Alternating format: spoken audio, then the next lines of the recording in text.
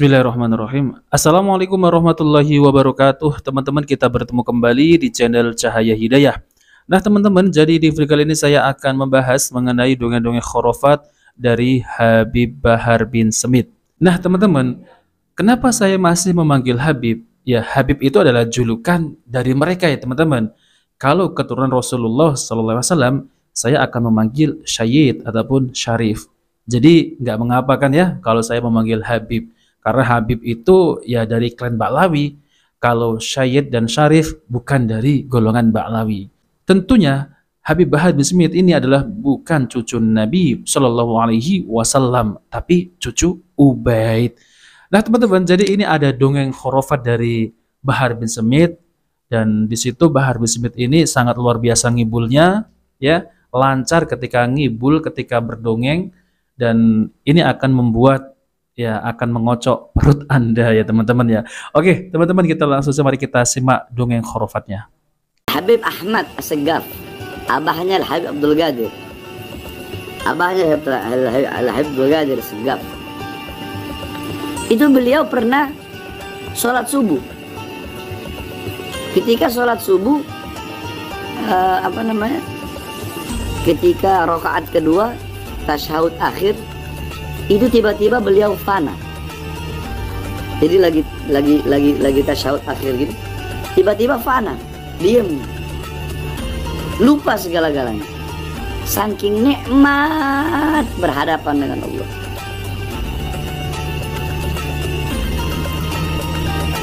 Fananya bukan semenit, 2 menit, sejam, 2 jam, 3 jam, bukan, 40 hari dalam keadaan begini.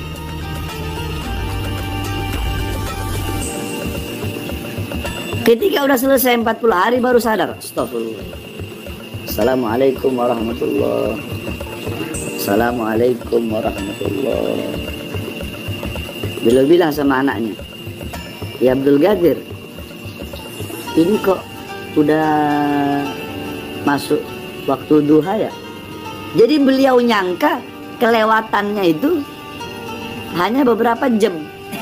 Kata anaknya Abdul Qadir, Abah kelewatan, Abah fana bukan hanya beberapa jam, tapi udah 40 hari. Astagfirullah.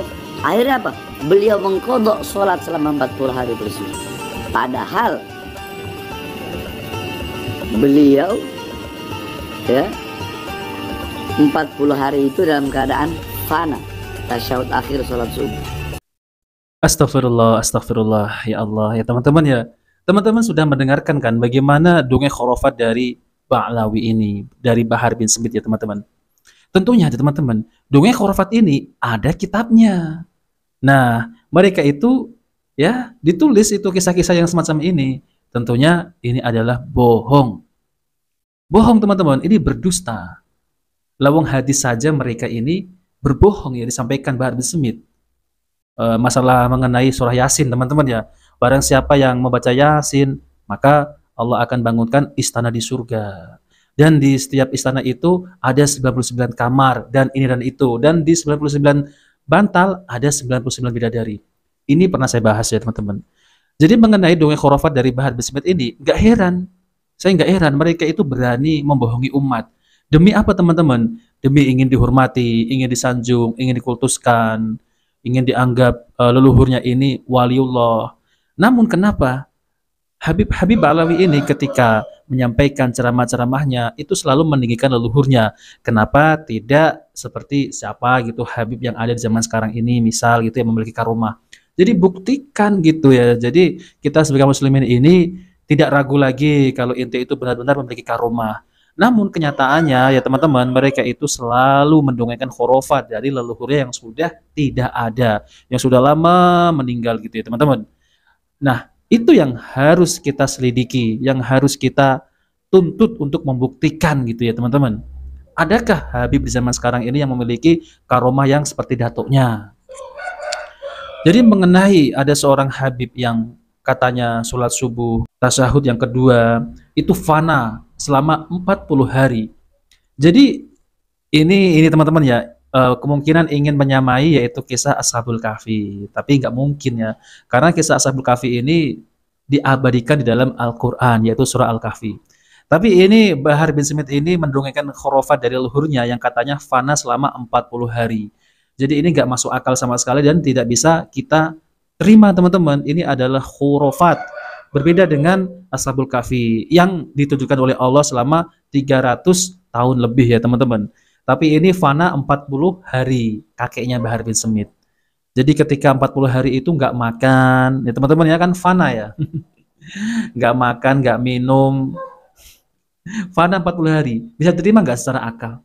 Enggak, ini adalah dongeng khurafat yang tidak benar, kisah-kisah yang tidak benar.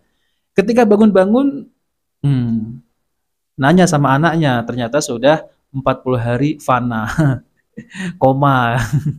Fana apa koma ya teman-teman. Enggak masuk akal sama sekali ya teman-teman ya. Yang disampaikan itu adalah khurafat. Jelas-jelas ini adalah khurafat.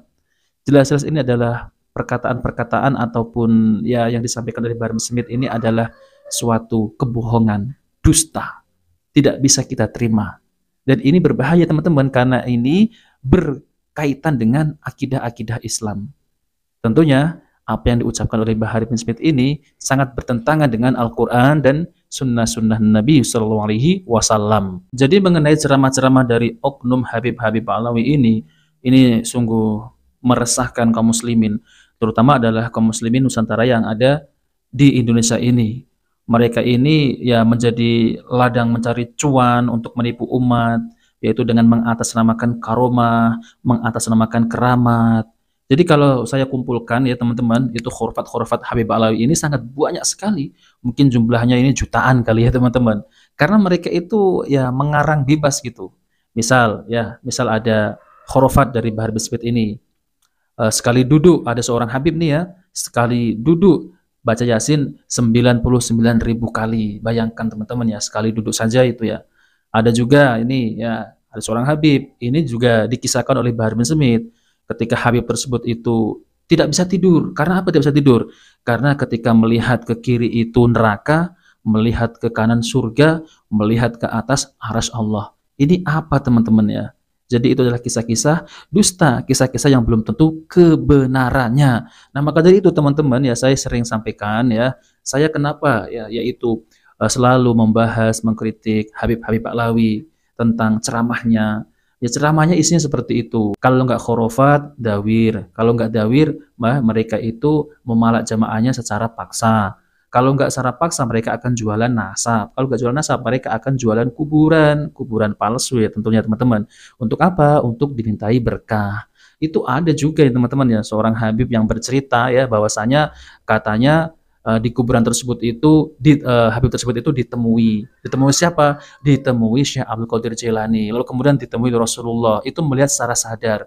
Nah, ini adalah khurafat. Mereka itu nggak segan-segan menipu kaum muslimin. Karena apa teman-teman? Kaum muslimin yang ada di Indonesia ini biasanya yang mudah dibodoh-bodohi adalah orang-orang aswaja, yang dimana orang-orang aswaja ini kan ya mempercayai karomah, tapi ini diambil kesempatannya oleh Habib Ba'lawi ini bahwasanya ini adalah karomah, padahal itu bukan karomah. Nah seperti itu ya teman-teman.